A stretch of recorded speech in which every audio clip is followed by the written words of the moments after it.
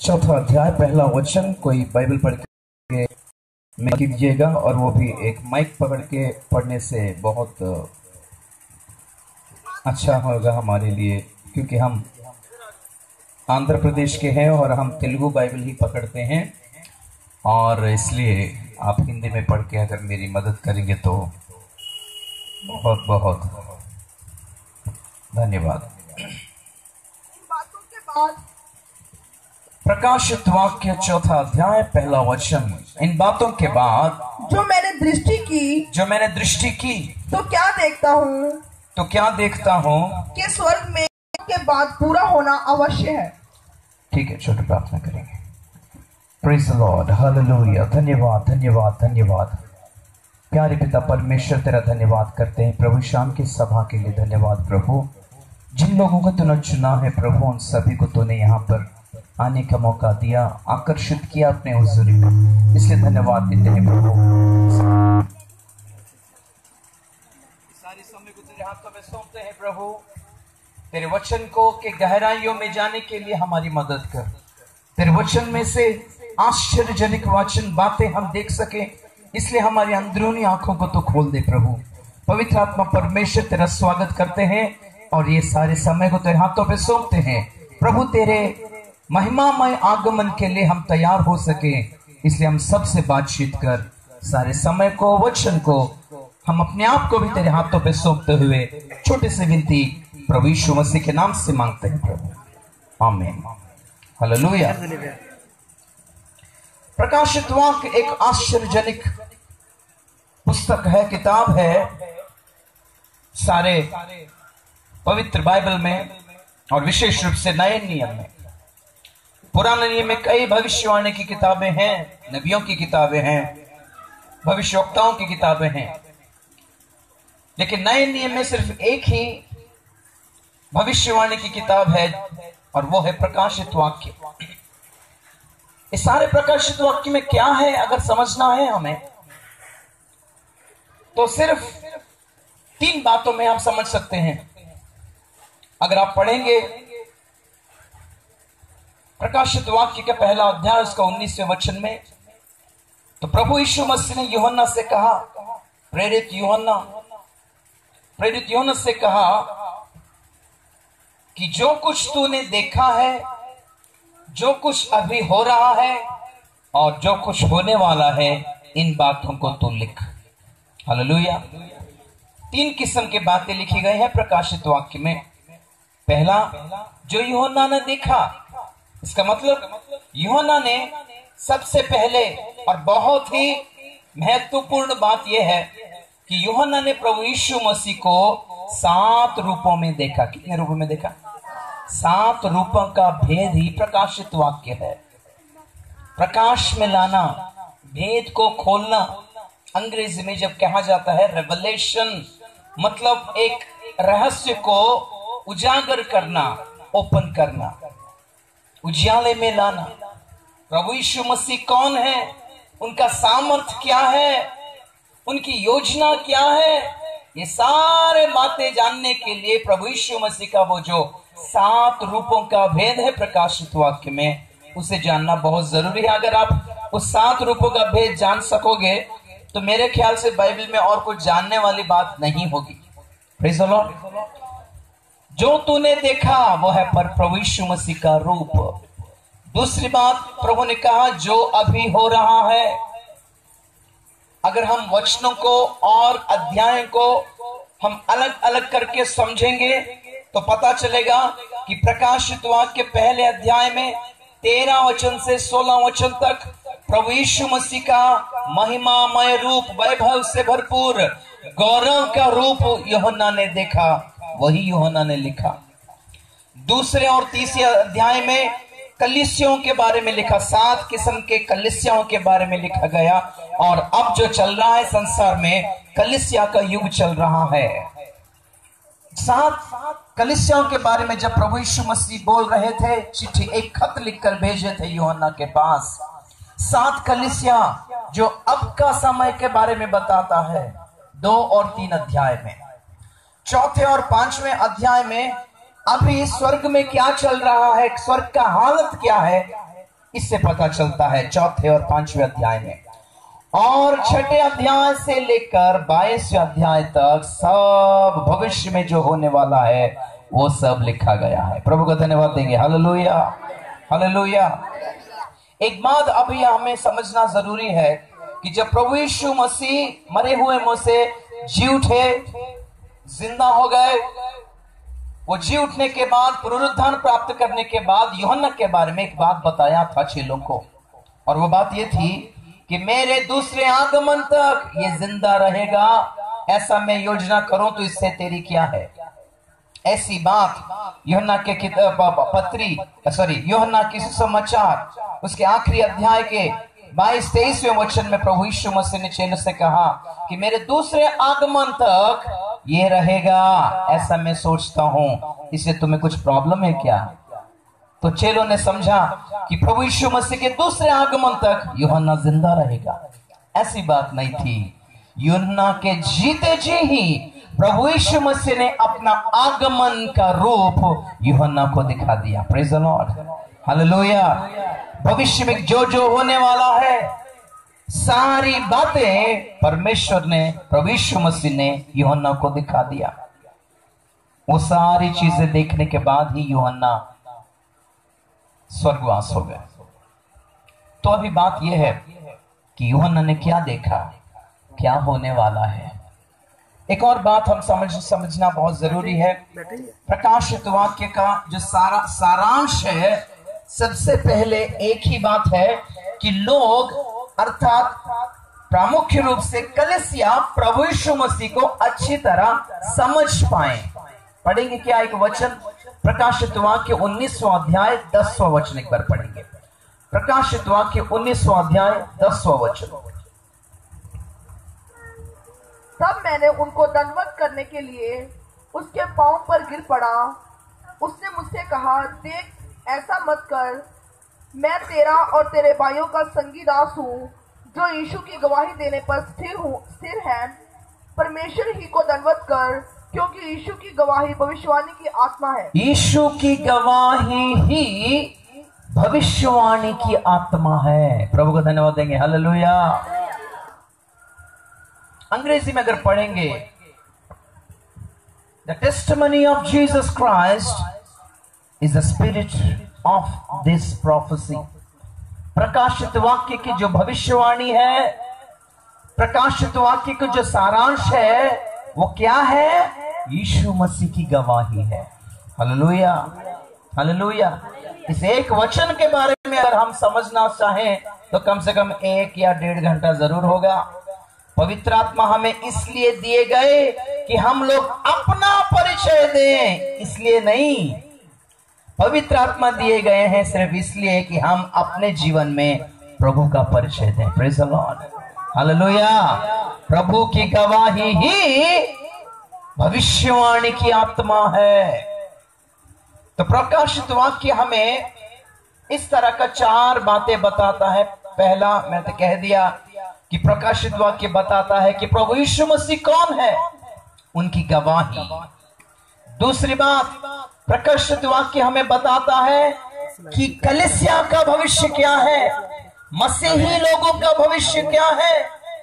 अगर हम देखते हैं तो शायद ही 100 मसीहियों में से कोई 5 या 10 मसीही अमीर होते हैं, बाकी 90% मसीही गरीब ही है।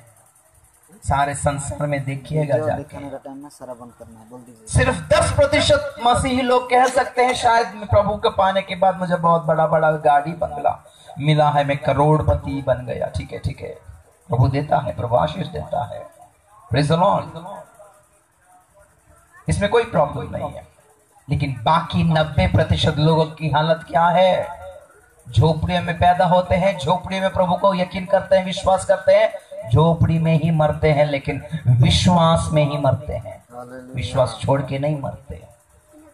हमारे चंगाइयों के सभा में अगर आप देखोगे तो कम से कम 1000 रोगियों में से, बीमारी से आए लोगों में से क्या पता एक 20 या 30 लोग चंगा होते हैं और गवाही देते हैं कि प्रभु ने मेरे किडनी को छू लिया, मेरे कलेजे को छू लिया, मेरा हार्ट का प्रॉब्लम था छू लिया। वंडरफुल, प्रेज गॉड, बहुत अच्छी बात है। लेकिन जो बाकी 970 लोग बीमारी में हैं, वो बीमारी में ही जाते हैं घर को। लेकिन अच्छी बात यह है कि वो लोग विश्वास कर भी नहीं हारे। प्रेज द लॉर्ड, उन्होंने विश्वास त्याग नहीं किया। फिर भी वो चंगे ना हो भी तो भी वो इतवार के दिन चर्च जाते हैं, प्रभु की आराधना करते हैं। गवाही जब दिया जाता है तो 100 में से 10 लोग गवाही देते हैं कि प्रभु की वजह से प्रभु ने मेरे पति को छू लिया, वो चंगा हो गए। लेकिन इसी झुंड में बैठे रहते हैं कई माँ बहनें जिन्होंने बीमारियों की वजह से अपने पतियों को खोया हो या बच्चों को खोया हो। उनका विश्वास का क्या सारे लोग बहुत बड़े पापी हैं? और क्या समझते हैं आप लोग? शायद कुछ लोग समझते होंगे प्रभु तूने उनको छू लिया, हमें नहीं छुआ, हम बहुत बड़े पापी हैं क्या बोल के। इससे ज्यादा बहुत प्रॉब्लम वाली बात यह है संसार में कि हर एक देश में, राज्य में मसीही विरोधी लोग उठे हैं और मसीही लोगों को सताया जा रहा है, मारा जा रहा है, बहुत ताड़ना, बहुत सताव सहना पड़ रहा है, गला काट दिया जा रहा है, छोटे बच्चों को भी औरतों को भी नहीं छोड़ रहे। और जब ये सारी बातें देखते हैं और हम यहाँ पे सुसमाचार प्रचार करते हैं कि प्रभु को पालो, कोई मुसीबत नहीं होगी, तो लोग हमें देखकर हंसते हैं।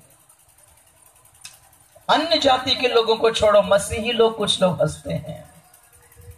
मेरे प्रियो, ये बात जानना जरूरी है। जब लोग कहते हैं कहां है तेरा परमेश्वर, अगर वो सच्चा परमेश्वर है तो वो बचाता क्यों नहीं? इस तरह का सवाल आजकल कई जगहों पर उठता है, यहां तक कि मसीही लोग भी उठा रहे हैं। इसका जवाब क्या है? इसका जवाब चाहिए लोगों को। गाड़ी बंगला नहीं, अगर बच जाएंगे तो कमा सकेंगे, लेकिन जवाब कहां से पाएंगे? तो प्रकाशित वाक्य हमें बताता है कि मसीही लोगों का भविष्य क्या है। यहां सड़ सड़ के मरना ही भविष्य है क्या?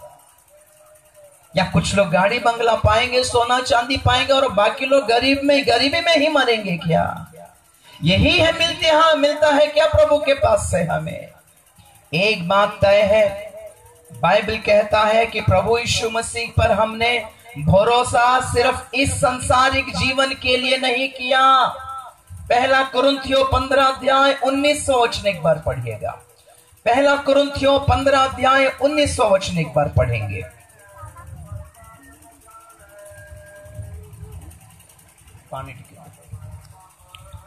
पहला कुरिन्थियों 15:19।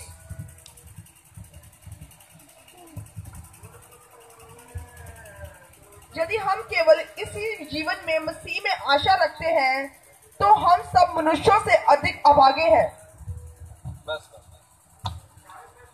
कुछ समझ पाए? इसी जीवन में इस धरती पर हम जिएंगे तो ज्यादा से ज्यादा 60-70 साल, उससे ज्यादा जीना भी कोई आशीष नहीं है।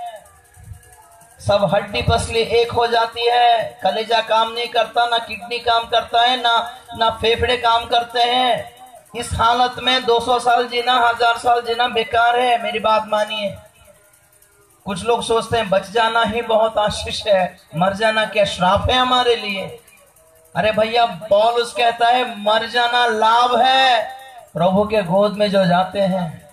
और लोग समझते हैं परमेश्वर के गोद से ज्यादा बेहतर है हमारा एसी रूम, कुशल मंगल है घर में। और जब करंट चला जाता तब लगता है क्यों प्रभु जल्दी आ जाता तो अच्छा होता है कि नहीं? हाँ, तो बात ये रही कि प्रभु यीशु मसीह में हमने आशा रखी इसी जीवन के लिए नहीं, आने वाले जीवन के लिए। प्रेज द लॉर्ड, जब से हालेलुया। तो वो आने वाला जीवन क्या है अभी तो बताने के लिए मेरे पास समय नहीं है, क्योंकि एक ही रात मेरे पास बचा है और बहुत कुछ है बोलने के लिए। तो मैं थोड़ा सिर्फ परिचय वचन ही दे रहा हूं। जो हम देख रहे हैं एक चित्र, उसके बारे में बताना है। तो प्रकाशित वाक्य को समझने के लिए 4 बातों को याद रखिएगा। प्रकाशित वाक्य हमें बताता है 4 बातें। पहली बात यह कि प्रभु यीशु मसीह कौन है। दूसरी बात यह कि कलीसिया का भविष्य क्या है। तीसरी बात यह है कि संसार के लोगों का भविष्य क्या है। खाना पीना पढ़ना, नौकरी करना, सेटल हो जाना, बैंक बैलेंस रखना और अपने नाम में एकड़ एकड़ जमीन रखना और आराम की जिंदगी जीना, यही है क्या? ये भविष्य नहीं है। संसार के लोगों का भविष्य बहुत ही भयानक है। ये प्रकाशित वाक्य हमें बताता है। हालेलुया। चौथी बात यह, इस संसार में जिन शैतानी ताकतों ने अपना डेरा बसा कर रखा है, उस शैतान का भविष्य क्या है। प्रकाशित वाक्य बताता है। और जिन्होंने प्रकाशित वाक्य पढ़ लिया, समझ लिया और विश्वास कर लिया, मैं सच कहता हूं, वो लोग इस धरती पर और मन नहीं लगाएंगे। हालेलुया। अगर अभी भी आप संसार पर, धरती पर, इस संसार के भविष्य पर कुछ आशा रखे बैठे हैं, तो इसका मतलब यही है आपने वचन को ठीक से नहीं जाना। अगर जो वचन जाने हैं वो सिर्फ 4 चंगाई की बातें और 2 आशीषों की बातों को सिर्फ घिस घिस के रगड़ रगड़ के उसको प्रिंटिंग करके पोस्टर लगा के घर में बैठे हैं, बाकी बाइबल आपने नहीं पढ़ा। गारंटी के साथ कह सकता हूं। मसीही जीवन किडनी चंगाई होना नहीं है ब्रदर। मसीही जीवन कलेजा का चंगा होना नहीं है ब्रदर। मसीही जीवन गाड़ी बंगला पाना नहीं है ब्रदर। मसीही जीवन है उद्धार पाना, प्रभु के आगमन में उसके पास जाना। Praise the Lord. जब प्रभु यीशु मसीह संसार में आए और जब उन्होंने सुसमाचार की घोषणा की और उसने कहा कि मन फिराओ, क्यों?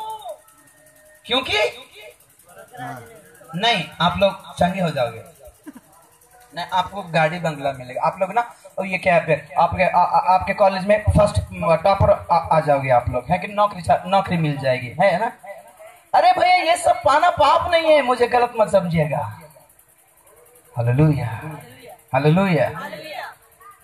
आप बहुत मुश्किल से किसी मुख्यमंत्री का अपॉइंटमेंट पाएंगे, तो वहां पर जाके खड़े होकर क्या मांगेंगे? बोलिए तो क्या मांगने से बेहतर होगा? ज्यादा से ज्यादा उनके कैपेसिटी का, उनके लेवल का कुछ मांगोगे, है कि नहीं? हाँ, अगर सीएम जी साहब हैं हमारे पास, उनके पास जाने का मौका हमें मिला, तो क्या मांगेंगे? ज्यादा से ज्यादा हमारे गांव के लिए मांगेंगे, हमारे शहर के लिए मांगेंगे, हमारे परिवार के सभी सदस्यों के लिए कुछ ना कुछ मांगेंगे ना। 500 का छुट्टा मांगेंगे। बोले तो छुट्टा मांगना गलत बात नहीं है, लेकिन किससे क्या मांग रहे हैं उसका कॉमन सेंस रहना जरूरी है। छुट्टा कहीं भी मिल जाएगा, लेकिन मुख्यमंत्री के पास जो अधिकार है, उस अधिकार के द्वारा जो पाना है, वो बातों को आगे तैयार करके जाके पूछना बहुत जरूरी होता है।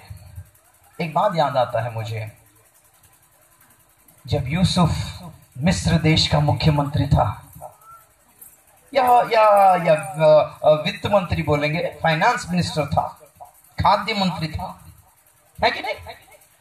तो लोग लाइन लगाए उसके पास, ऐसे स्टेज में खड़े थे यूसुफ, और लोग लाइन लगाए बोरियां लेकर, साहब, मालिक, नमस्कार, आपके पांव पड़ता हूं, 5 किलो गेहूं दे दो सर। सर 5 किलो गेहूं, हमारे परिवार लोग मर रहे हैं, बच्चे भूखे मर रहे हैं सर, बोल रहे। तो बेचारा यूसुफ ने बहुत दया करके, दे दो बच्चे, इसको दे दो 5 किलो गेहूं दे दो, जाओ तो, और तुम्हें, और तुम भी ले लो, जाओ। और उसके बाद 11 भाई लोग आए, वो भी खड़े थे बोरियां लेकर, वो भी सिर उठाए और देखे, क्या बोले? सर, साहब, आपके पांव पड़ता हूं साहब, हमें क्या दे दो? 5-5 किलो गेहूं दे दो सर। हाँ, आपको दुआ में याद करेंगे सर। हमारे घर में एक बूढ़ा है सर, वो मर रहा है साहब, दया करो साहब, हमारे पास पैसे भी कम है साहब। तो यूसुफ ऊपर देख देख कर बात कर रहा था, तो जब ये बातें सुनी, उसको आवाज जान पहचाने वाली लगी। वो जब उसने नीचे देखा, तो कौन खड़े थे वहां पर? खुद के भाई लोग। तो यूसुफ को लगा, क्या तुम लोग किससे क्या मांग रहे हो? कुछ कॉमन सेंस है कि नहीं? अकल है कि नहीं? हाँ, प्रॉब्लम ये है कि तुम लोगों ने मुझे पहचाना नहीं। अगर पहचानते तो गेहूं मांगोगे क्या? पहले पांव पकड़कर माफी मांगोगे, तब मैं जाकर राजा से कहूंगा मेरे भाइयों को भी मंत्री का पद दे दो इस देश में। Praise the lord, hallelujah, hallelujah. जी, गेहूं मांगना गलत बात नहीं है, लेकिन खुद के भाई के पास भीख मांगना गलत है। आजकल मसीही लोग अपने परमेश्वर के पास से ऐसे ही भीख मांग रहे हैं, 2 वक्त की रोटी की मांग रहे हैं। और प्रभु कहता है क्या मांग रहे हो? अकल है कि नहीं? मैं सोच रहा हूं आपको अपने सिंहासन पर बैठाऊं करके। मैं चाहता हूं कि तुम लोग राज करो और तुम लोग मांग रहे हो मैं पास हो जाऊं तो काफी है प्रभु। हाँ हाँ, अब महीने में 40,000 का नौकरी मिल जाए तो हो जाएगा। अरे तुम लोग नौकरी मांग रहे हो, तुमको नौकरी देने वाला बनाना चाहता हूं मैं। Praise the lord, hallelujah. ये बात है। तो प्रभु यीशु मसीह ने कहा मन फिराओ। अगर मन फिराओगे तो मन संसार पर नहीं टिकेगा, सीधा जाएगा स्वर्ग राज्य के पास। और जो मांगोगे वो सारी स्वर्गीय आशीष को ही मांगोगे तुम लोग। Hallelujah, hallelujah. नए नियम का क्वालिटी ही यही है ब्रदर। इस बीच में कुछ दिन पहले एक पास्टर जी ने मुझे एक सवाल किया और पूछा कि ब्रदर, पुराने नियम के यहोवा और नए नियम के यीशु में क्या फर्क है? तो मैंने कहा पास्टर जी ऐसा तो नहीं बोला जाता, क्योंकि हम पिता पुत्र पवित्र आत्मा को यकीन करते हैं। हम किसी को कम या किसी को ज्यादा नहीं मानते, हम समान मानते हैं। तो पास्टर ने कहा भैया मैं भी यही मानता हूं, लेकिन कुछ तो अंतर है। लेकिन ओके ठीक है, आप अगर गलत ना समझ रहे हो इसलिए मैं दूसरी तरफ पूछता हूं बोल के उन्होंने अलग तरीके से पूछा। उन्होंने पूछा ब्रदर आप क्या बोल सकते हो कि पुराने नियम और नए नियम में फर्क क्या है? तो मैंने कहा जी पुराने नियम तो व्यवस्था पर आधारित था, धर्मशास्त्र पर आधारित था, और नया नियम अनुग्रह पर आधारित है। इतना तो जानते हैं सब लोग। तो पास्टर ने कहा ठीक है, ये तो ठीक है, लेकिन और थोड़ा ज्यादा सोच के बोलिए। तो मैंने कहा मैं तो समझ नहीं पा रहा, आप ही बोलिए। तो पास्टर ने फिर से एक सवाल किया, अच्छा पुराने नियम के आशीष और नए नियम के आशीष में फर्क क्या है ये तो बताओ बोले। तब मैं थोड़ा सोच में पड़ गया, क्योंकि मैं जानता हूं कि पुराने नियम में जितने भी आशीष लिखे हैं वो सब सांसारिक थे। तेरा फल, तेरा फसल, तेरा खेत, तेरी बाल बच्चे, बीवी बच्चे, तेरा परिवार, तेरा संसार, सब आशीष है। लेकिन नए नियम का जो आशीष है वो सांसारिक नहीं था, सब स्वर्गीय था। ताली मारिए जोर से, हालेलुया। कुछ पता चला मैं क्या कह रहा हूं? नए नियम में कभी भी प्रभु यीशु मसीह ने संसार एक धरती किस्म के लोकल टाइप का आशीष के बारे में कहीं नहीं बताया, और जो कुछ भी आशीष के बारे में बताया वो सब स्वर्गीय या आत्मिक था। इसका मतलब पुराने नियम में परमेश्वर यहोवा ने अपने यहूदियों को या इस्राएलियों को सिर्फ धरती के संबंधित सांसारिक आशीष के बारे में ही बताया, लेकिन किसी को कभी भी ये नहीं बोला कि तुम मरोगे तो स्वर्ग जाओगे। ऐसा कुछ कहा है क्या पुराने नियम में? लेकिन प्रभु यीशु मसीह ने कहा संसार में धरती पर जीते जी, तुम्हारे पास कुछ हो या ना हो, जीते जी अगर तुम मुझ पर विश्वास करोगे तो स्वर्ग राज मात्र गारंटी है। Hallelujah, hallelujah. ये रही बात। तो चलिए मैं थोड़ा शुरू करता हूं, वहीं से आगे आगे देखेंगे इस बातों को कि यूहन्ना ने भविष्य को देखा। क्या देखा? मैं जब क्लिपिंग्स दिखाऊंगा, वीडियोस दिखाऊंगा, तब बड़ा करके दिखाऊंगा इसे। तब तक के लिए सिर्फ एक चित्र की जरूरत थी, वो दिखा रहा हूं आपको। यूहन्ना ने देखा कि स्वर्ग में एक दरवाजा खुला हुआ है। स्वर्ग में एक दरवाजा खुला हुआ है। यह है पृथ्वी और यह है स्वर्ग का दरवाजा। और खुले हुए स्वर्ग के दरवाजे के पास प्रभु यीशु मसीह खड़े हैं और प्रभु यीशु मसीह तूरीके से शब्द से, आवाज से यूहन्ना को बुला रहे हैं कि भाई यहां ऊपर आ जा, क्योंकि जब तक तू ऊपर नहीं आएगा तब तक संसार का भविष्य कैसा होने वाला है मैं नहीं दिखा पाऊंगा। तो यूहन्ना ऊपर आने के बाद प्रभु यीशु मसीह संसार का भविष्य दिखाना शुरू किया। जब प्रभु यीशु मसीह ने यूहन्ना को पुकारा यहां ऊपर आ जा, और यूहन्ना का मतलब है सारी कलीसिया संसार की। Praise the Lord. जोर से बोलेंगे हालेलुया। हम जानते हैं कि प्रभु यीशु मसीह के आगमन में एक तूरी की सी शब्द होगी, एक नरसिंगा का शब्द होगा, आवाज होगी, गूंजेगी, और प्रभु अपने कलीसिया को, अपने लोगों को, मसीही लोगों को पुकार के बुलाएंगे। ऐसे ही बुलाएंगे। तूरी का मतलब कोई बैंड बाजा नहीं है। तूरी का मतलब है एक घोषणा, जोरदार एक घोषणा। और वो घोषणा ये होगा कि हे मेरी कलीसिया यहां ऊपर आ जा।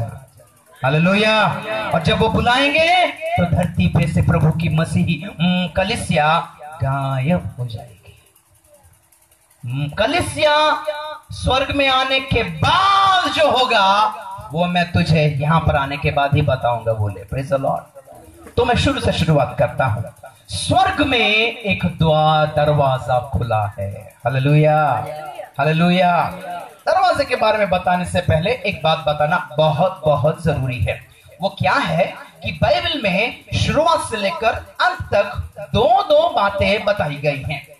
ओके, दो बातें एक दूसरे के विरुद्ध होती हैं। दो बातें अगर हाँ है तो ना है जैसे। ओके, जो उजियाला है तो अंधेरा जैसे। दो बातें कंबाइंड हैं लेकिन फिर भी दोनों नेगेटिव हैं। ऐसे ही बाइबल में अदन की वाटिका से लेकर आरंभ करके हम जानते हैं कि जिस पेड़ का फल खाने को परमेश्वर ने मना किया था वो पेड़ का नाम ही था भले और बुराई का ज्ञान वाला फल। तो परमेश्वर ने लोगों के सामने दो चीजें रखी हैं आरंभ से। ठीक है, तो पहली बात यह है कि जो बाइबल हमें परमेश्वर के प्यार के बारे में बताता है, प्रेम के बारे में बताता है, वही बाइबल हमें परमेश्वर के क्रोध के बारे में भी बताता है कि नहीं? है कि नहीं? ठीक है। जो बाइबल हमें परमेश्वर के माफी के बारे में, क्षमा के बारे में बताता है, वही बाइबल हमें परमेश्वर के सजाओं के बारे में, दंड के बारे में बताता है। जो बाइबल हमें अनुग्रह के बारे में बताता है, वही बाइबल हमें न्याय के बारे में बताता है। न्याय अनुग्रह का ऑपोजिट है जजमेंट, न्याय। जो बाइबल हमें आशीषों के बारे में बताता है, वही बाइबल हमें श्राप के बारे में बताता है। जो बाइबल हमें उजियाले, दीप्ति के बारे में, ज्योति के बारे में बताता है, वही बाइबल हमें अंधेरे के बारे में बताता है। जो बाइबल परमेश्वर के बारे में बताता है, वही बाइबल हमें शैतान के बारे में बताता है।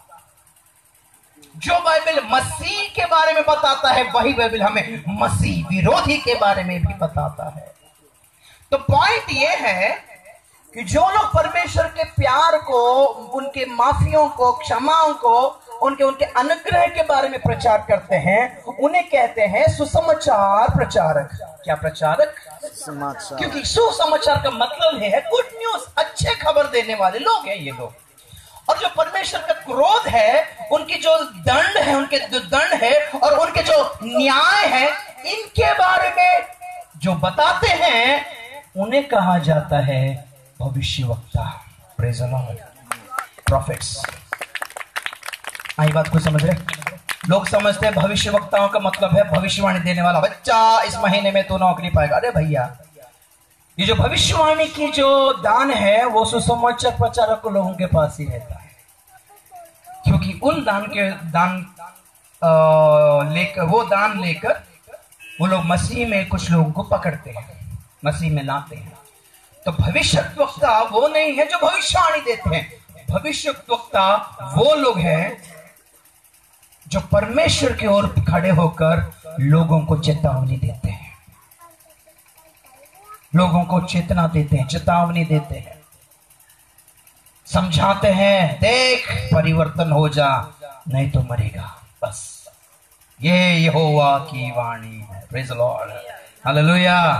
तो आज की मुसीबत ये है संसार में कि लोग सिर्फ सुसमाचार प्रचारकों को बहुत अच्छा पसंद करते हैं, लेकिन भविष्यद्वक्ताओं को ना पसंद करते हैं, ना बुलाते हैं, ना समझते हैं, ना सुनते हैं। तो इससे मुसीबत यह है कि लोग आने वाले भयंकर भविष्य के दिनों के बारे में नहीं जानते। इसके वजह से ये लोग बहुत ही खतरे में हैं। समझ रहे हैं आप लोग? परमेश्वर के क्रोध के बारे में लोग सुनना पसंद नहीं करते, अगर सुनाया भी तो यकीन भी नहीं करते। No brother, I don't believe that God could condemn someone into the hell. I don't believe this. What nonsense. अरे बाप रे, क्या बोला? ये बोले भाई मैं नहीं समझता कि इतना प्यारा परमेश्वर है हमारा, इतना प्रेम करता है, और इतना प्रेम करने वाला परमेश्वर किसी को पकड़ के गले में गला घोंट कर, गला पकड़ कर किसी को नरक में फेंक देगा, ये मैं नहीं समझता। अरे भाई आप क्या समझो क्या ना समझो, इसे समझना हमारा समझने के बाद कुछ नहीं है। एक ही बात समझना है वचन को। Praise the lord, hallelujah, hallelujah. प्रकाशित वाक्य पुराने नियम में नहीं है, नए नियम में ही है। इस बात को याद रखना। Praise the lord, hallelujah. तो रही बात ये, मैं ये बात क्यों बोला, क्योंकि ये जो आज रात इस गांव के लिए, इस शहर के लिए, इस गली के लिए, क्योंकि मैं सुसमाचार प्रचारक नहीं हूं, मैं भविष्यवक्ता हूं, और जो कुछ बोलूंगा बहुत डरावनी बातें ही बोलूंगा, ठीक है? और तो पौलुस कहता है आप भविष्यवक्ता हो या प्रेरित हो या कुछ भी हो, सुसमाचार प्रचार करने का जिम्मेदारी सबको सौंपा गया है। हालेलुया। तो इसलिए मुझे भी सौंपा गया है सुसमाचार प्रचार करना। तो मैं भी सुसमाचार प्रचार करता हूं, लेकिन बहुत कम करता हूं। हाँ, और जो अशुभ समाचार जो है वो बहुत ज्यादा प्रचार करता हूं। तो आज रात आपके लिए अगर मैं कुछ सुसमाचार प्रचार करूं तो वो सुसमाचार ये है कि आपके लिए स्वर्ग का द्वार खुला हुआ है। Praise the lord, hallelujah, hallelujah. और स्वर्ग का दरवाजा खुला हुआ है, इसका मतलब क्या है जानते हैं आप लोग? स्वर्ग का दरवाजा खुला हुआ है, इसका मतलब ये है कि सारे स्वर्गीय आशीषें आज लोगों को मिल सकता है, उपलब्ध है, available. The heavenly blessings are available for mankind today. मिल सकता है अगर मांगोगे तो मुसीबत ये है कि भैया ये जो स्वर्गीय आशीष बोले ना, ये क्या होता है? हालेलुया। स्वर्गीय आशीष क्या होता है? अगर आप लोग फिर से झट से बोलेगे तुरंत, ये ना गाड़ी बंगला सोना चांदी, अगर बोलोगे तो भूले, गलत है वो।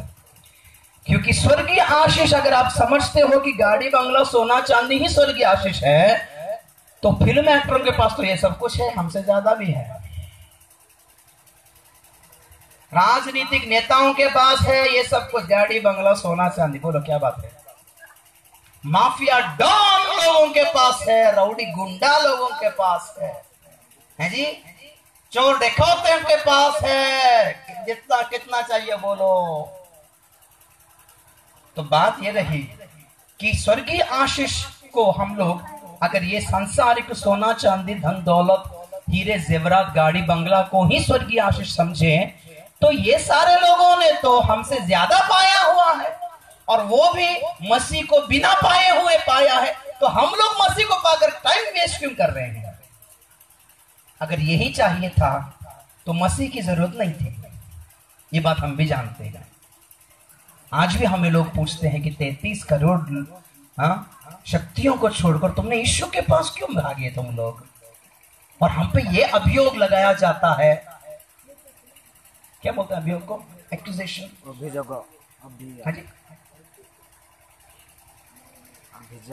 हमें ये दोष लगाया जाता है कि ये लोग पैसा देकर परिवर्तन करते हैं। किसी ने कहा ये लोग बेचारा एक पास्टर जी क्या किए, फादर क्या किए, गांव को जाकर 5-5 किलो चावल दे दिए किसी गरीब को। तो ये लोगों ने फोटो खींच के फेसबुक में डाल दिया, बोला 5-5 केजी देकर, चावल देकर परिवर्तन कर, धर्म परिवर्तन कर रहे हैं। तो मैंने नीचे लिखा, अरे भैया 5 केजी चावल के लिए बिक जाओगे क्या तुम लोग?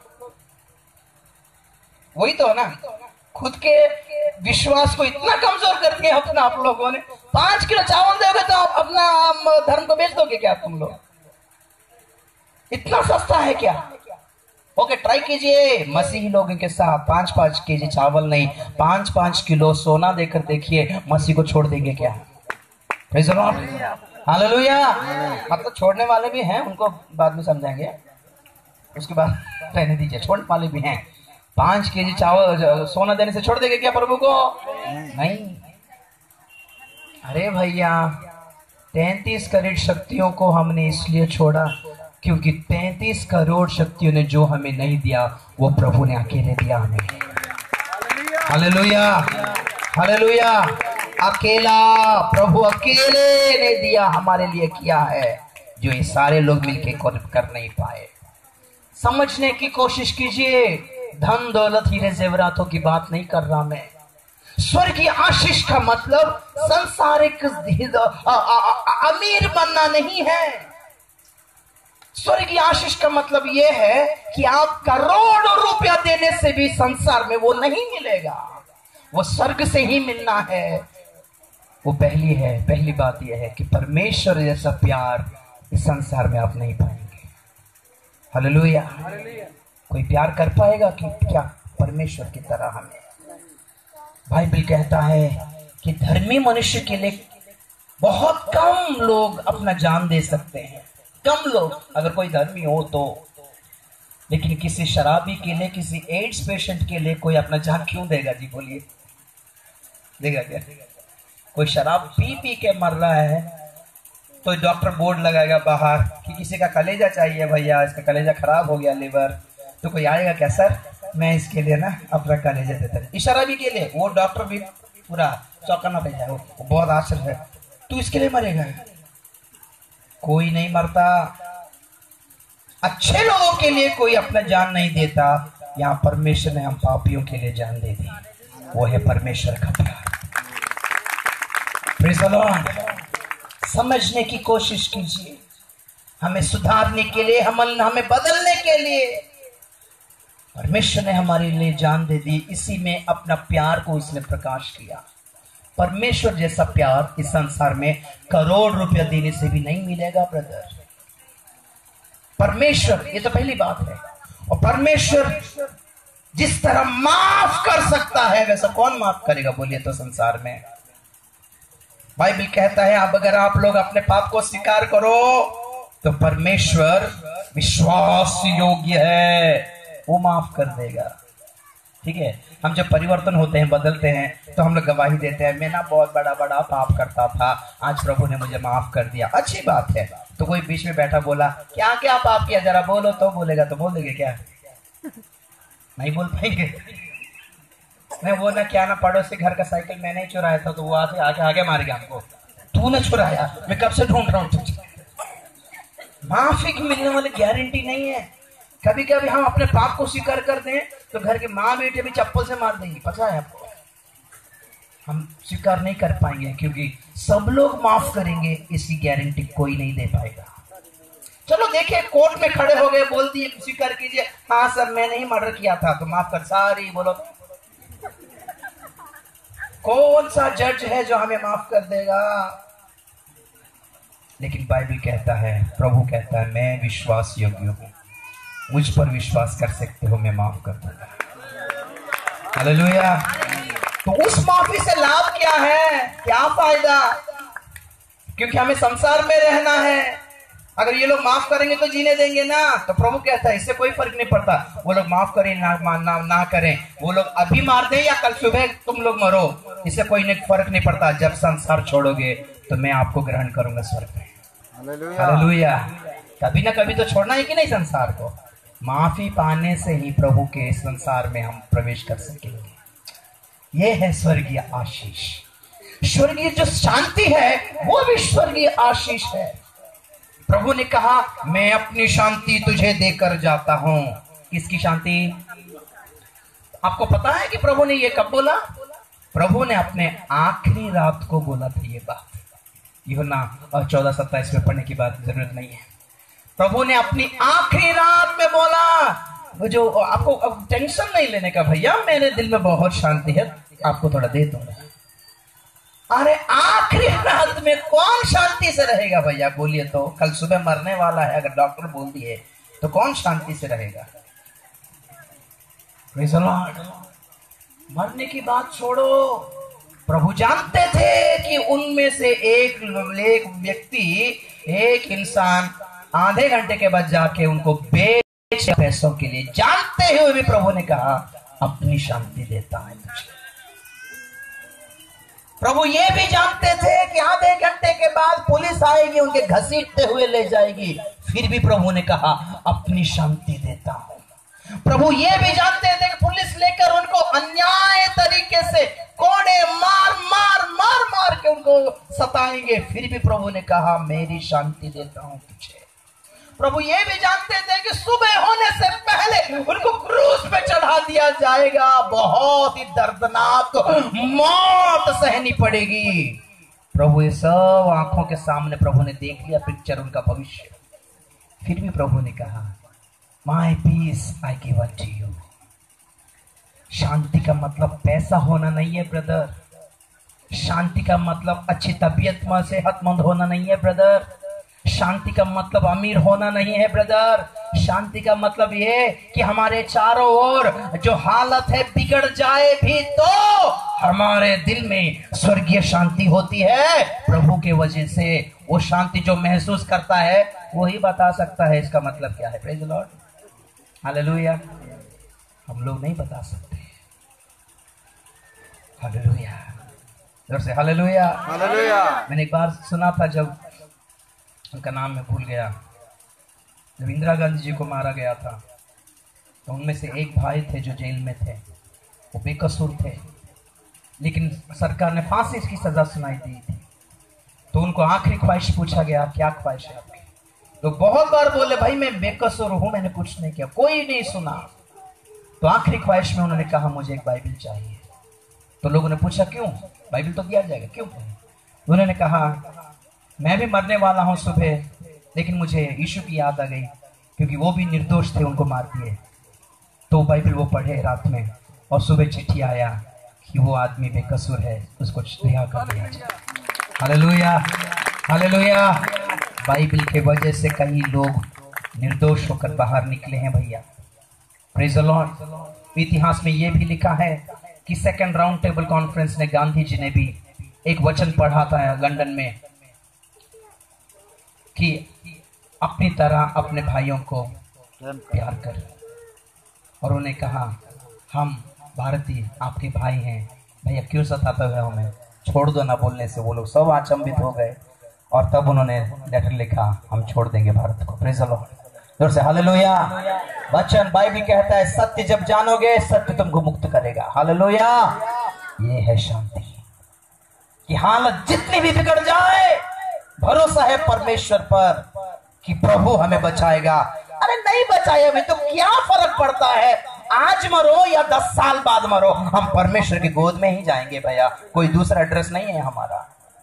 आराम से मरे या गला काट कर मरे या गले को हमारे खोपड़ी को लेकर फुटबॉल पर लात मारो, वो खोपड़ी सीधा उड़कर यीशु के गोद में जाके गिरेगी। या तो हमें भूकंप में मरे या सुनामी में घसीटते हुए चले जाए, हमारी मौत की चिंता हमें नहीं है क्योंकि हम यीशु के पास जाने वाले हैं। तो ये है लाइफ, क्रिश्चियन लाइफ, मसीही जिंदगी। हालेलुया। ये मसीही जिंदगी नहीं है कि मेरा 4 एसी रूम है। अरे भैया शैतान के पास भी वो है, शैतानी लोगों के पास भी वो है। ऐसा कुछ बोलो जो उनके पास नहीं है और आपके पास है। Praise the lord, hallelujah. परमेश्वर का प्यार स्वर्गीय आशीष है, परमेश्वर की शांति आशीष है, परमेश्वर की स्वर्गीय आशीष है और उद्धार परमेश्वर की आशीष है और आनंद स्वर्गीय आनंद वो कुछ अलग तरीके का है। वो एक एक जो बात मैंने बोली वो एक्चुअली एक एक सब्जेक्ट है और जो एक एक सब्जेक्ट है एक एक घंटा प्रचार करने वाला है, लेकिन मैं शॉर्ट में बोल के आगे जा रहा हूं। ये सारी स्वर्गीय आशीषें मिलती हैं, इसलिए प्रभु ने दरवाजा खोल के रखा है, बोला मांगो तो दिया जाएगा। हालेलुया। हम जानते हैं कि प्रभु यीशु मसीह ने संसार के सारे लोगों के लिए सूली पर अपनी जान दी। उनका खून सारे लोगों को बचा सकता है, उद्धार कर सकता है। उनकी जो चोटें हैं, वो जो जख्म है, सारे लोगों को चंगा कर सकता है।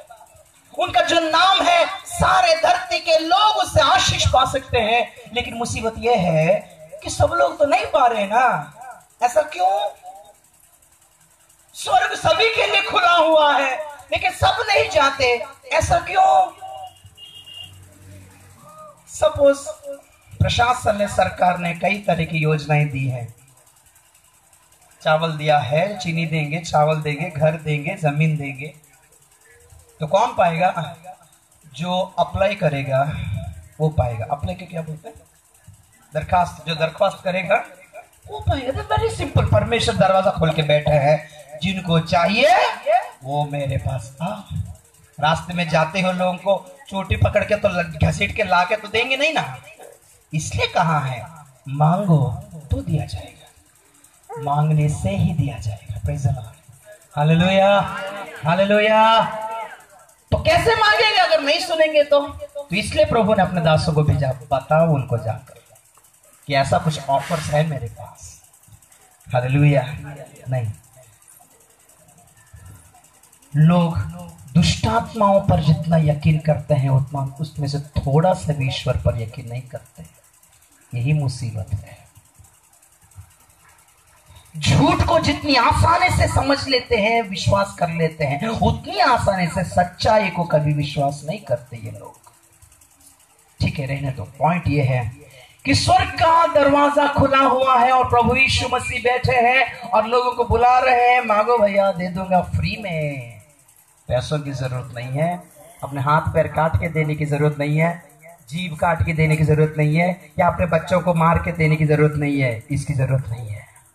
फिर भी लोग खून पीने वालों को ही विश्वास करते हैं, खून देने वाले यीशु को विश्वास नहीं करते। यह है मुसीबत हमारी। चलिए, किसका नुकसान होगा? खुद का होगा। बात यह है कि ये जो स्वर्ग का दरवाजा खुला है, ये सुसमाचार है आज संसार के लिए।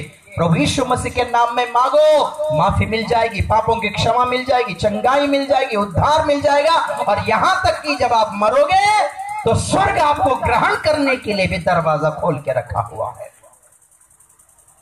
तो जो मैंने कहा बैड न्यूज है, जो वो बुरी खबर है, वो ये है कि स्वर्ग का दरवाजा बहुत जल्दी बंद होने वाला है। ये बहुत बड़ी बुरी खबर है भैया। कब होगा, कैसे होगा, मैं बता के और एक क्लिपिंग दिखा के मैं खत्म करूंगा आज के रात के लिए। तो बात ये है कि यूहन्ना ने देखा स्वर्ग का दरवाजा खुला है और यीशु मसीह खड़े हैं। तो पॉइंट ये है कि यीशु मसीह आज स्वर्ग के दरवाजे के पास खड़े हैं कि नहीं? क्योंकि 2000 साल पहले बाइबल कहता है जब यीशु मसीह हमारे लिए सूली पे जान दी और तीसरे दिन जी उठे और 40 दिन तक अपने आप को साबित किया और 40 दिन के बाद सभी लोगों के सामने, आंखों के सामने वो स्वर्ग उठा लिए गए। और जब वो स्वर्ग में पहुंचे तो आपको पता होगा स्वर्ग में वो कहां गए थे? स्वर्ग में कौन सी जगह पर गए थे? स्वर्ग में वो पिता के दाहिने ओर जाकर बैठ गए। हालेलुया। जी बाइबल पढ़ा कीजिए, अनुरोध है मेरा, विनती है। स्वर्ग में परमेश्वर के सिंहासन पर पिता के दाहिने ओर जाके बैठ गए। दाहिने ओर का मतलब है पिता के सिंहासन के बगल में दूसरा सिंहासन था, वहां जाके बैठे, ऐसा मत समझना।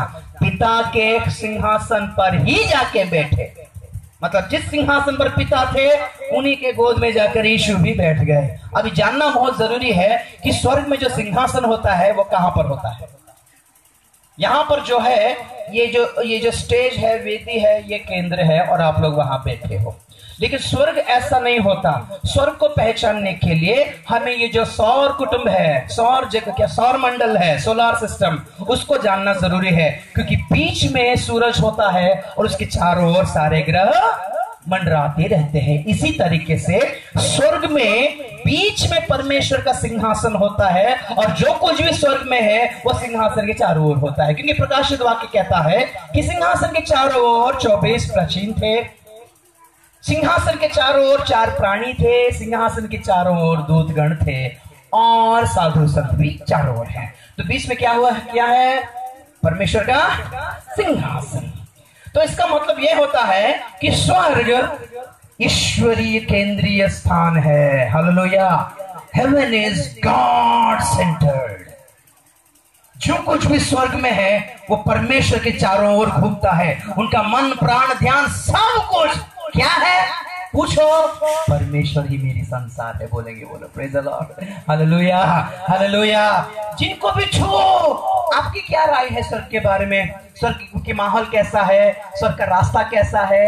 हवाएं कैसे हो? कुछ नहीं बोलेंगे। मुझसे सिर्फ ईश्वर से मतलब है और कुछ मत पूछो, बोलेंगे बोलो, क्योंकि उनकी दया की वजह से मैं यहाँ पर पाया हूँ। Praise the lord. हालेलुया। प्राचीनों से पूछिएगा, सर आपके सफेद कपड़े देखने से बहुत अच्छा लग रहा है, कौन से दुकान में खरीदी आपने? अच्छा, आपके मकुट देखने से इतना सुंदर है, इतना स्मार्ट लग रहे हो भैया, क्या राय है आपकी? पूछो तो वो बोलेंगे सब छोड़ो भैया, हम तो यहाँ डर डर के, भय के साथ रो रो के बैठे हैं कि हम जैसे लोगों को परमेश्वर यहाँ कहाँ बैठा दिया, हमको अच्छा नहीं लग रहा, इसलिए हम घुटने टेक कर अपने मुकुट निकाल कर परमेश्वर के पैरों के पास फेंकते हैं। Praise the Lord. सब कुछ, हर एक चीज, यहाँ तक कि वहां के पेड़ पौधों को पूछे, वहां के प्राणियों को पूछे, वो बोलेंगे हमें सिर्फ परमेश्वर से मतलब है और कुछ नहीं जानते हम लोग। वो होता है स्वर्ग। आपके परिवार में जिनसे भी अगर हम पूछे कभी आकर कि संसार के बारे में आपकी राय क्या है, आपके कॉलेज के मार्क्स के बारे में क्या राय है, आपकी नौकरी के बारे में क्या राय है, तो अगर आपको लोग बोलोगे ये कुछ नहीं जानते हैं, हमें सिर्फ परमेश्वर से मतलब है, अगर आपने ऐसा बोल दिया तो समझो आपका परिवार स्वर्ग हो गया। Praise the lord. हालेलुया। अरे भाई हालेलुया बीच में बोला कीजिए भैया, गुस्सा हो क्या? नहीं ना। Praise the Lord. द्वार पर आ चुके हैं। अगर द्वार पर आ गए तो एक ही बात घटना घटनी है, और वो है, हे मेरी कलीसिया यहाँ ऊपर आ जा, बोल के पुकारेंगे वो। तो अभी साबित करना जरूरी है कि प्रभु द्वार पर आए कि नहीं। हालेलुया। एक बार चेलों ने यीशु मसीह को एक सवाल पूछा, और वो सवाल ये था, मत्ती 24 का 3 पढ़ेंगे एक बार, ठीक है? 10 मिनट के लिए मेरे साथ रहिए, 10 मिनट के लिए, ओके? मत्ती 24 का 3। जब वह जैतून पहाड़ पर बैठा था, तो चेलों ने एकांत में उसके पास आकर कहा, एकांत में अकेले में आकर पूछा, हमें बता कि ये बातें कब होगी? तेरे आने का और जगत के भयानक दिन होगा, और उसको हम वर्णन करने के लिए आज रात के लिए मेरे पास टाइम नहीं है, लेकिन जान लो मौत से भी बदतर होगा, नरक से भी भयानक होगा वो दिन, क्योंकि लोग जीते जी नरक देखने वाले हैं। मैं बताऊंगा वो दिन, बाइबल कहता है और कई प्रभु के दासों ने कहा है, कम से कम 7 सालों का होगा वो नरक का दिन। मैं कहता हूं वो कम से कम 10 सालों का होगा, और एक किस्म से उससे ज्यादा भी हो सकता है। ये हमारी बात नहीं है। प्रॉब्लम ये है कि ये महाक्लेश का, महासताव का वो 7 साल पूरा होने के बाद जाकर प्रभु यीशु मसीह फिर से धरती पर आएंगे। वो भी दूसरा आगमन है। हालेलुया। जो पहले कलीसिया जाएगी, इसको कूट कर रोएंगे, और चाहे भी ना चाहे भी लोग घुटने टेकेंगे और स्वीकार करेंगे यीशु मसीह ही प्रभु था। Hallelujah, hallelujah. तो हम जो आगमन के बारे में बात कर रहे हैं, वो घोड़े के साथ मध्याकाश में हर एक के आंख देखने वाले आगमन के बारे में बात नहीं कर रहे।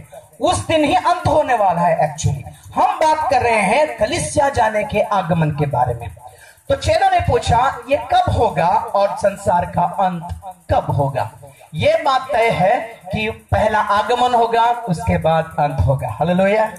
चेलों के सवाल में ही एक जवाब है, पहले आगमन होगा, उसके बाद अंत होगा। अगर कोई टीवी में कह दिया, समाचार में कह दिया कि इस साल अंत है या कल सुबह अंत हो जाएगा, वो सच है झूठ है तो देख लेना, सुबह उठकर हमारा दरवाजा खटखटाना, अगर नहीं खोला तो गया काम से। जब तक कलीसिया संसार में है, संसार सुरक्षित है भैया। थोड़ा आमीन बोल देते हैं, कितना अच्छा है।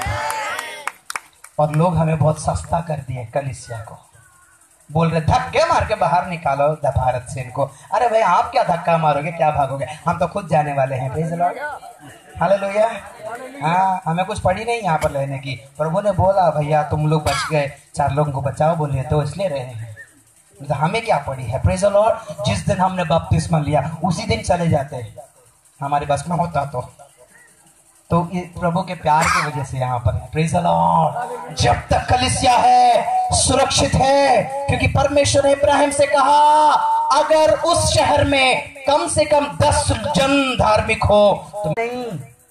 हम लोगों ने प्रभु यीशु मसीह पर विश्वास करके मुफ्त में हम धार्मिक गणित हो गए। Praise the lord, hallelujah.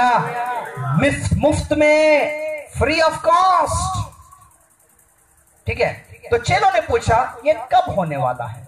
तो यीशु मसीह ने 4 किस्म के चिन्ह दिए। तेरे आने का चिन्ह क्या है, अंतिम काल का चिन्ह क्या है, ये पूछा चेलों ने। तो प्रभु यीशु मसीह ने 4 किस्म का चिन्ह दिया। पहला चिन्ह था कलीसिया की हालत। कलीसिया की जो हालत होगी प्रभु के आगमन के दिनों में, मसीही लोग की हालत क्या होगी वो बताया। और बताया बहुत लोग भ्रम में रहेंगे, धोखे में रहेंगे। आज बहुत सारे मसीही लोग भयंकर धोखे में जी रहे हैं भैया, आपको पता है क्या। प्रभु ने कहा बहुत लोग मेरे नाम में आएंगे, आपको भरमाएंगे, आपको धोखा देंगे। 100 करोड़ पैसा मांगोगे तो दूंगा कि नहीं दूंगा इसका गारंटी नहीं, अगर आत्मा मांगोगे तो जरूर दूंगा बोलिए। Praise the lord, hallelujah. पवित्र आत्मा मांगोगे तो दे दूंगा। कई लोग भविष्यवाणी कहेंगे, दासियों के ऊपर आत्मा उंडेल दूंगा। माइटी रिवाइवल, एक जागरण सी पैदा हो जाएगी हर एक जगहों पर। जितने मसीहों को लोग को मारा जाएगा उससे 1000 गुण ज्यादा मसीह लोग उठेंगे प्रभु के। Hallelujah, hallelujah. रिपोर्ट कहा गया है उड़ीसा में 2008 में जितने मसीही लोग मरे उससे ज्यादा लोग मसीह बने ब्रदर। कहा गया है एक एक बूंद खून का, बूंद का कतरा 10-10 जन मसीह को पैदा करता है। हालेलुया। मसीह का हम जंजीर में पड़े हैं लेकिन वचन जंजीरों में नहीं। हालेलुया। Praise the Lord. कभी पढ़े क्या वो वचन, जब पढ़ता हूं मेरे बाल खड़े हो जाते हैं। Praise the lord, hallelujah. जितने मसीहों को मारोगे प्रभु कहता है ये पत्थर चीखने लगेंगे। किस किस को रोकोगे आप लोग। आमीन, आमीन। अरे बोलो भैया, आमीन। That's it. तो पॉइंट ये है कि मसीहियों में प्रभु ने चिन्ह दिया। एक तरफ बहुत मसीही लोग झूठे धोखे में पड़े हैं, एक तरफ मसीही लोग सताव पा रहे हैं, दूसरी तरफ मसीही लोग में जागरण आ रहा है। दूसरा चिन्ह प्रभु ने दिया, समाज का चिन्ह दिया। मन कलीसिया के बाहर जो संसार है ना, खाने पीने, पैसा धन दौलत बटोरने में, खाने पीने में मस्त है, इनकी हालत बताई। प्रभु ने कहा नूह के दिनों में जिस तरह था उस तरह होगा। लूट के संसार में आज अच्छा है कुछ भी नहीं है। और प्रकाशित वाक्य कहता है कि संसार भूतों का डेरा बन गया है। तीसरा चिन्ह प्रभु ने दिया, प्रकृति में चिन्ह दिया।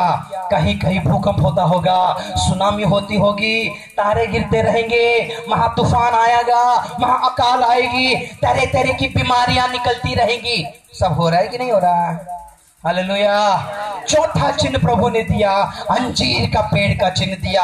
जो अंजूर फिर से अंजीर का पेड़ कोमल होकर पत्ते निकलने लगेंगी, ऐसा कहा। पढ़ देंगे हम लोग मत्ती 24 का 34 और 35 पढ़िए हिंदी में। 1-5 मिनट मेरे साथ रहिएगा। हाँ जी। मैं तुमसे सच कहता हूँ, 24 का 34 35। हाँ जी, मैं तुमसे सच कहता हूँ, 33 नामक रोमन राजा आया और यहूदियों को मारने लगा। 11 लाख यहूदी मर गए। उस दिन सोलोमन का जो मंदिर था उसको तोड़ दिया और यहूदी लोग सारे संसार पर फैल गए और इजराइल का जो जमीन था खाली हो गया। फिर बीच में टर्की देश के लोग कुछ आए और इजराइल की भूमि को आक्रमण किया। अभी तक वही पालस्तीन बोला जाता है उन लोगों को, और वो लोग और इजराइल के बीच में झगड़ा चल रहा है। पहले विश्व युद्ध के बाद 1917 में और दूसरे विश्व युद्ध के बाद 1948 में यहूदियों को ब्रिटिश सरकार ने क्या किया, हम सारे संसार में फैल गए हैं, हर एक देश हमारे काबू में है, लेकिन हम इजराइल को छुएंगे नहीं क्योंकि ये परमेश्वर का राज्य है। चलो यहूदियों तुम लोग फिर से लौट आओ अपनी जगह बोल के बुलावट देने से यहूदी लोग फिर से लौट गए और 1948 पर गए तो एक बात होने वाला है और वो ये है, प्रभु अपने कलीसिया को बुलाएंगे, हे मेरी कलीसिया यहाँ ऊपर आ जा। ये बात तूरी के से शब्द से लोग सुनने वाले हैं। Praise the Lord. और जब कलीसिया स्वर्ग में चले जाएगी, है जी, 220 करोड़ मसीही लोग हैं संसार पर, सब लोग नहीं जाएंगे, प्रभु छान कर लेने वाले हैं। Praise the lord, hallelujah. हाँ, बैंगन खरीदने के लिए छांट छांट कर खरीदते हैं हम लोग, साड़ी खरीदते हैं तो बहुत सावधानी बरत के खरीदते हैं हम लोग, है कि नहीं जी। भिंडी खरीदते हैं तो देखते हैं ताजा है कि नहीं। तो परमेश्वर यह सस्ते नहीं पड़े। तो वाक्य 9 का 2, मत्ती 25:10। जब मैं मोल लेने को जा रही थी, वो जब खरीदने को जा रहे थे तो दूल्हा आ पहुंचा, और जो तैयार थे वे उसके साथ विवाह के घर में चली गई। वो विवाह के घर में चले गए और द्वार बंद किया गया। मैंने क्या शुरुआत किया था, द्वार खुला है। हालेलुया। क्यों खुला है? क्योंकि संसार में, धरती पर कलीसिया है, और जब कलीसिया जाएगी स्वर्ग में, बाइबल कहता है द्वार बंद हो जाएगा। भ्रांति जनक या धोखा देने वाली आत्मा होगी, भरमाने वाली आत्मा है, शैतान का तत्व है। ये का शैतान है, मसीह विरोधी है और एक भ्रष्ट आत्मा है। शैतान का तत्व मतलब अंधकार के राज्य साम्राज्य का राजा निकलेगा धरती पर, और पाताल लोक का अंधकार निकलेगा। पाताल लोक के